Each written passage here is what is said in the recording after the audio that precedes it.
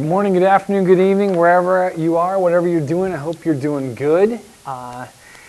Thanks for joining me for today's lesson. Here's what we're going to be talking about today. We're going to be getting into what makes a figure similar to another figure, okay?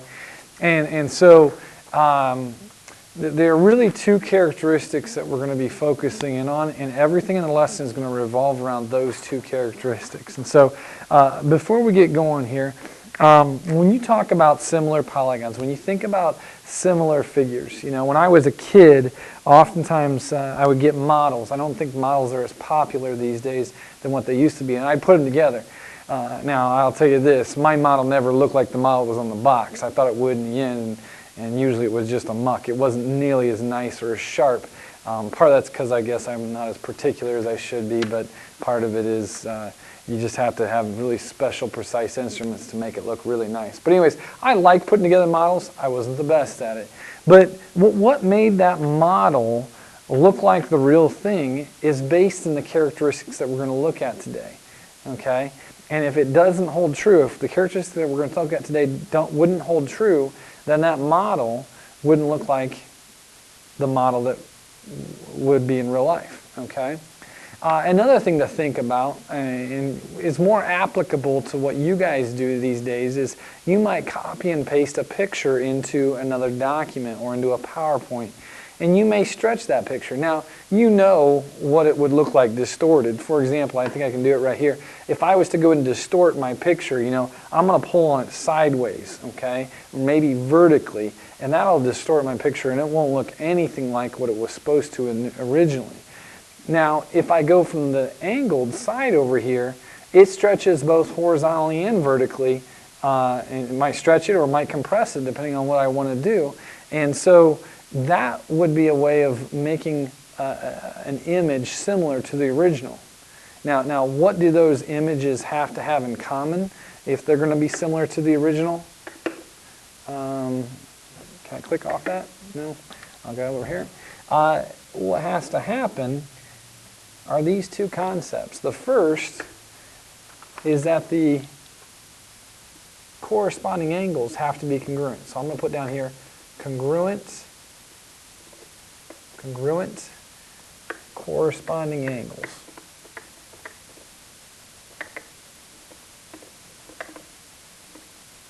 Okay?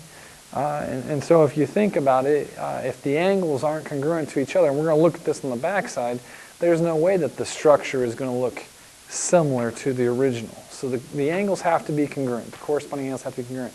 The second thing is that the sides have to be proportional. So I'm going to go and write down proportional, all nice A, corresponding sides. Okay? Proportional corresponding sides. So let's evaluate these two triangles based off our two characteristics that we have above. So if I look at this, angle F corresponds with angle A. They're both congruent. E and B correspond, they're congruent. D and C, they correspond, they're congruent. Awesome. So we know that all of our angles are corresponding and they're congruent. The sides that correspond, now this side here, AB, has one congruency mark and two congruency marks. If I go over here, one congruency mark and two congruency marks, length of 20, 15 to 20, I'm going to match up those two sides. Okay? Now our question is, are the sides proportional? All right, so if I go ahead and choose another pair of corresponding sides, AC here, one congruency mark to three congruency marks, corresponds with FD, one congruency mark to three congruency marks. So if I match that up, 18 to 24, the question is, are they proportional? Well, you can do one of two things here. We've talked about this in the past. You can either go ahead and divide this out, okay, and divide this out and get the decimal answers and compare them, see if they're equal. You can also cross multiply here and see if they're equal. Or you can just reduce the fraction using your math button on your TI-83 calculators. You can use that, or your ABC button. If I reduce this fraction, dividing by 5, I get 3/4. Divide by 6, I get 3/4. So right now, as of right now, our corresponding sides are proportional. The question is then, are my last sides, the ones between the 2 and 3 congruency marks, going to be proportional as well? If I match those up, 12 to 16, if I reduce that dividing by 4, I get 3 to 4. Okay? So what we've seen is that these two figures are similar. And let's take a look here. I'm going to scroll down to the next step right here. The key terms, all right? Actually, let me go up just a smidge. Okay. Key terms that you have to know. Similarity statement. Now, this should look similar to you. Yeah, right. This should look very similar to something we did earlier on in the year back in chapter 2. Oop. I don't know why that came back on. Okay. And that was this. Maybe it was chapter 4. Yeah, it was chapter 4. Proving triangles congruent. Congruency statement. Very similar to similar statements. So I'm going to match up those corresponding sides. ABC is going to correspond, starting with F, because it corresponds with A, is similar to, okay, FED, triangle FED. Okay, so the angles, A corresponds with F, B corresponds with E, C corresponds with D, they're in the same position, and that's how you write a similarity statement. So this symbol right here, I don't want you guys to be writing down congruency, the equal sign with that same squiggle above it anymore, because we're not talking about congruent triangles anymore, congruent polygons in general. We're talking about similar polygons. So again, this little symbol means is similar to, okay, when we're considering the two polygons that we're looking at. So again, that's how you write out a similarity statement, a lot like the congruency statement there, except for that middle symbol. Now the similarity ratio or scale factor. As you work on your problems over the next couple of nights, you're going to see these terms, they're synonymous with each other. They're interchangeable. They can be used in the same way. And if you remember back to when we had our fractions up here, okay, if I can go back there, the fractions here all reduce down to 3 to 4. And so as we go over here, the similarity ratio or the scale factor between these two figures is 3 to 4, okay? Or you can write it 3 over 4 or 3 to 4. Any of those would be acceptable in how you write your scale factor or similarity ratio. Now, something you're going to have to pay attention to as you get into your homework is this. It will usually tell you first figure to second figure, smaller figure to bigger figure to smaller figure. And so I just went from reading from left to right and used that as the way I was orienting my ratio. So make sure you pay attention on your homework how they want you to orient your ratio as you put down your scale factor. All right, now moving on to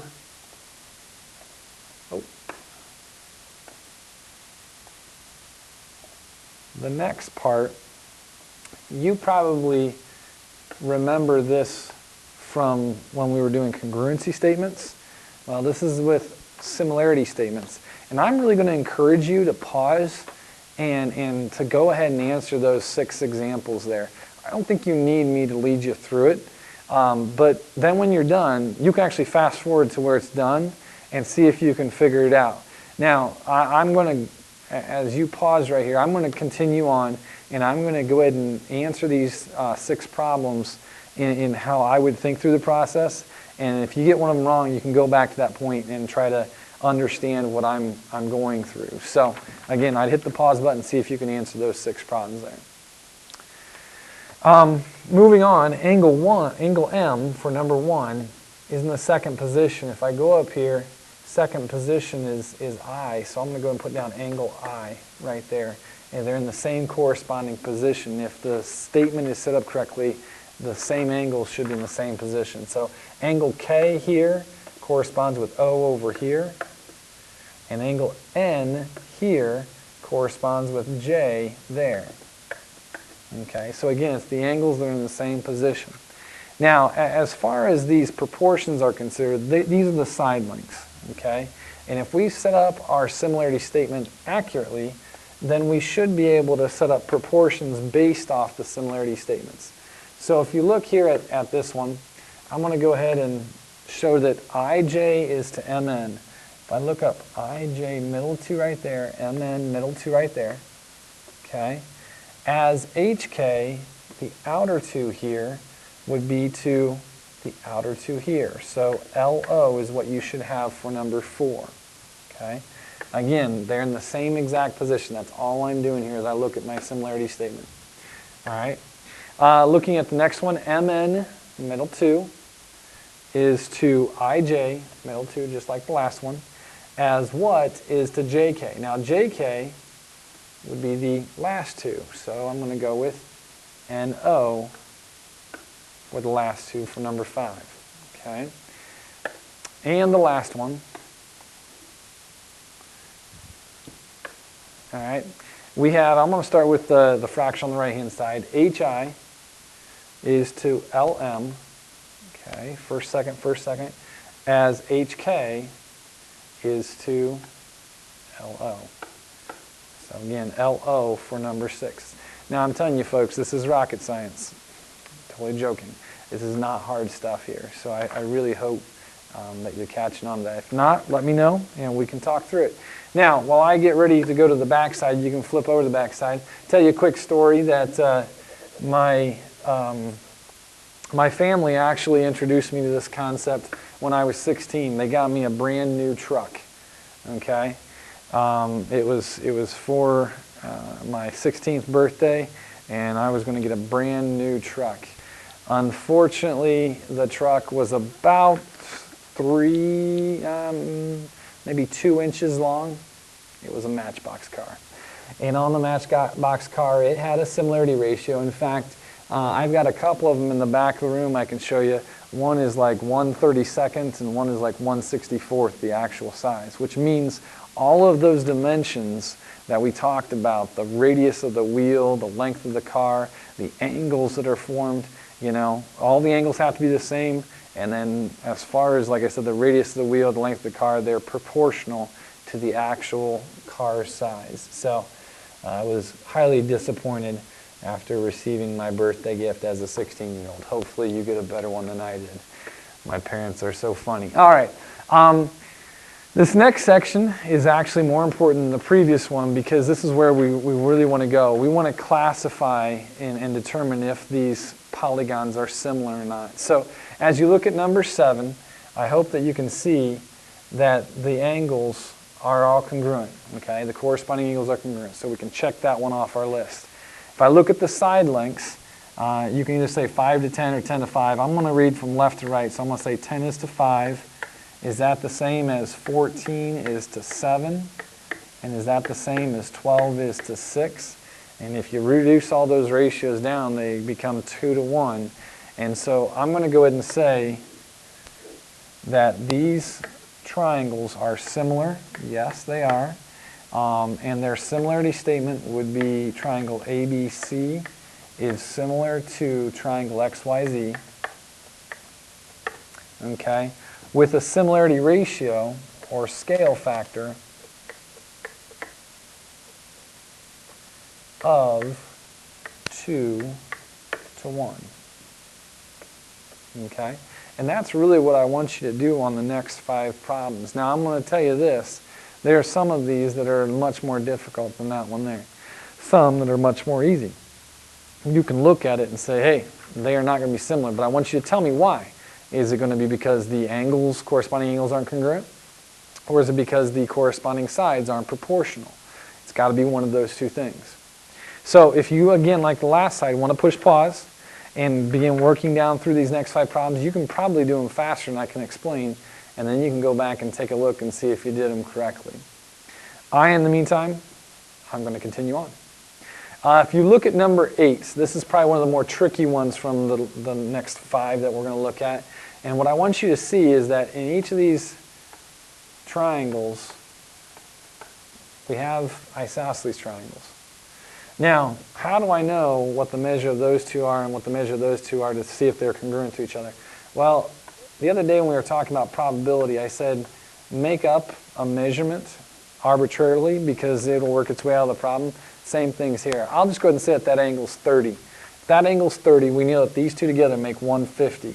And I know that they have to be congruent because it's an isosceles triangle.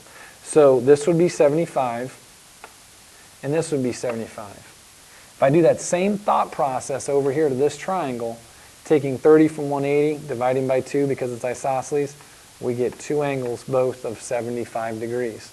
So as of right now, I can look up there and say, I know for sure that the corresponding angles are congruent to each other.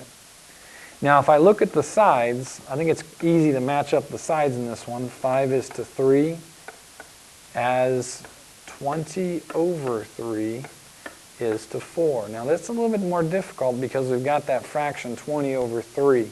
You may want to go ahead and show that in parentheses there, okay? Because if you work it out and don't put the parentheses there, I believe in your calculator it won't work out correctly. So there's several different things you could do here. You could plug in this fraction right here, this one right here, and ask yourself, you know, is that decimal, okay, 1.6 repeating, is that the same as this decimal? And I think if you plug it in your calculator, you're going to get the exact same thing out. Again, 1.6 repeating on the other side. Another thing you could do is cross multiply here and here. If you get the same numbers, 5 times 4 is 20. 3 times 20 over 3, the 3's are going to cancel out, is also 20. Okay? As long as they're equal, you know the ratios are the same. Okay? And I guess the last thing would be to go ahead and use your ABC button. I'm not sure about that, or even the math button. I'm not sure that that's going to work out quite as nicely with that, because using the ABC button over here and over here, you're probably going to get 1 2/3, but that still works out nicely to know that they're both the same. So you can choose your method. It doesn't matter to me as long as you can figure out that both ratios are the same in this situation. So I'm going to put down that yes, they are similar. I'm going to put down that triangle QMN is similar to, now for this one you can say RST or RTS, it doesn't matter as long as R is the first letter I put down. That's all that matters because R and Q have to be in the same spot. MN and ST can be switched, it doesn't matter because their angles are the same and the lengths that form the angles are the same as well, or are proportional. And then to finish things up, what's my ratio? Well, I can't reduce that down any further, so my scale factor is going to be 5 to 3. Okay, and I'll just leave it like that there. Again, I'm going from left to right for when I put up my scale factor there. So, like I said, that was one of the more tricky problems that you're going to have on the back side of this one. So, looking at number 9, if we look at number 9 together, if you just look at the figure, you can tell that they're not similar. Obtuse triangle, acute triangle. Are they similar? Not a chance. Now, I still have to be able to identify why they're not similar. And I can't say anything about the angles because I don't know anything about the angles. Even though they look different, I can't use that as one of my justifications. So I'm going to say, ooh, I'm not sure why that did that. I'm going to say no, they're not similar. And I'm going to say because if I go ahead and match up the corresponding side, corresponding sides, I have 5. This side here could correspond to this one or this one, doesn't matter, but they're the two sides of the isosceles triangle. So 5 to 3, and then I match up this side to this side, 3 to 5. Those are not equal. Okay? So I'm going to say no because the corresponding sides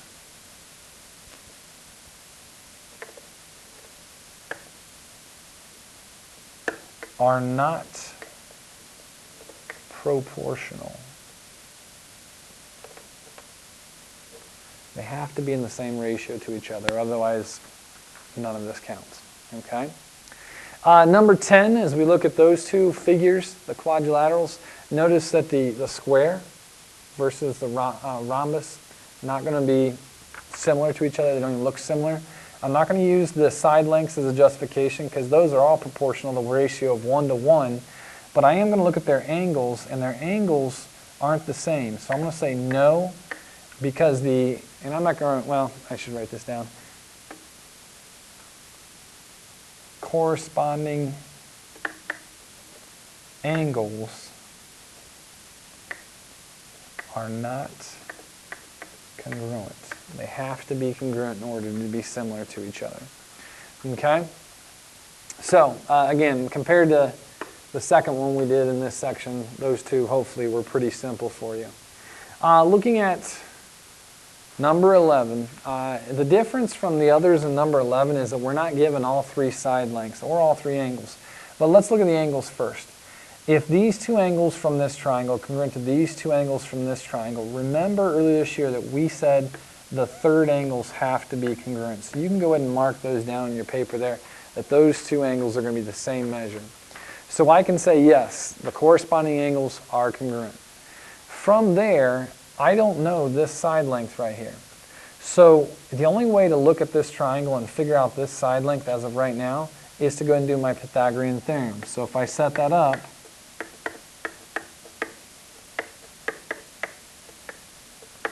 we end up with that right there. Okay. Now, if I go ahead and take 35 squared minus 21 squared, I end up with 784, I believe. Yeah, 784. And the square root of that. Okay. Big number. So again, the first thing I'm going to do is I'm going to check to see if it's a perfect square. And it is of 28. So I can plug that in now. So the question I want to look at is, are the corresponding sides proportional? So if we look at, let's say, 12, that side length there corresponds with 21. Is that equal to, let's go with 16 and 28? Okay. Well, if I reduce the ratio of 12/21 dividing by 3, I get 4/7. 16/28 dividing by 4, I get 4/7. Okay, so those two have the same ratio. If we look at the last one, we have 20/35. 20/35. If I divide by 5 there, I get 4/7. Okay, so these are going to be similar figures. Yes. Triangle ABC is similar to triangle KMN with a scale factor of 4:7. Okay, again, reading from left to right. All right, so the most important part, I want to make sure that we have this down right here. Okay, and again, if you aren't given all the sides, figure it out. Okay, don't just say, well, there's just not enough information. You can figure it out. The last one, if we look there, these figures, all the angles correspond, they're congruent, they're all 90. Okay, so that's good. Let's look at the corresponding sides. If I take 4 from this side, okay, it's the shorter of the two sides. So I go over here to this figure, the shorter of the two sides is 4. The longer of the two sides is 9. The longer of the two sides is 6. You can tell there that they are not going to be equal. So as a result, these are not similar figures because the corresponding sides are not proportional.